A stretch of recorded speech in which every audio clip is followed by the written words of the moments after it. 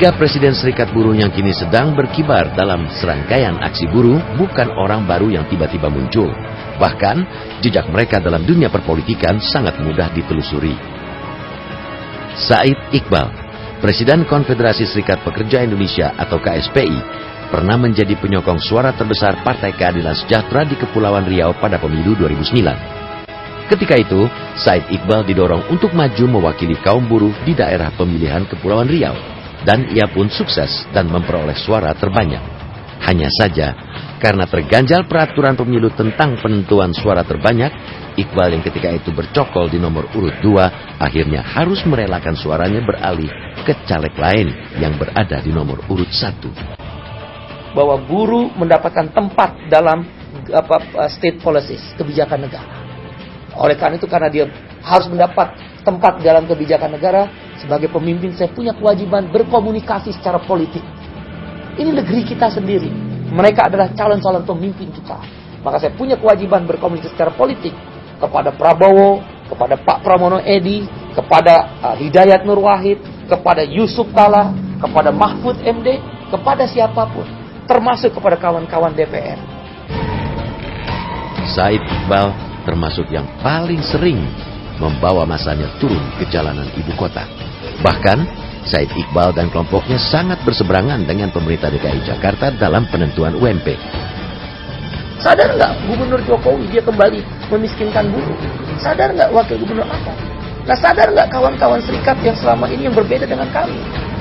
Faktanya kan dia, ketika buruh minta 3,7 juta, kami menawarkan proposal. Ini loh, kalau 60 item KHL, itu tidak logis.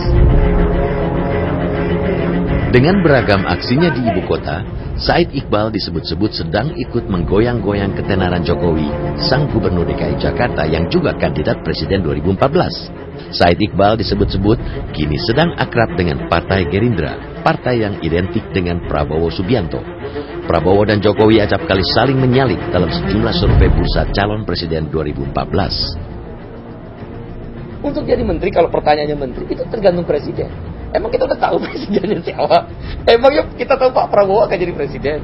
Emang kita tahu Pak Wiranto jadi presiden? Emang kita tahu Pak Jokowi jadi presiden? Kita belum tahu.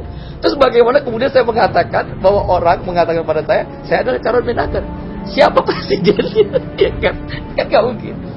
Saya kira tidak benar ya, karena Pak Prabowo selalu mengatakan demo-demo itu sebenarnya tidak harus satu, malah mungkin bisa disebut tidak perlu, karena bisa mengganggu stabilan pekerja, bisa mengganggu perusahaan dan dia sendiri.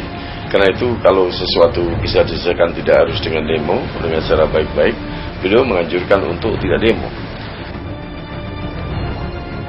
Lain lagi gerakan yang dilakukan oleh Konfederasi Serikat Pekerja Seluruh Indonesia atau KSPSI di bawah Presiden Andi Gani Nenawea serta Konfederasi Serikat Buruh Seluruh Indonesia atau KSBSI dengan presidennya Mudofir Khomin.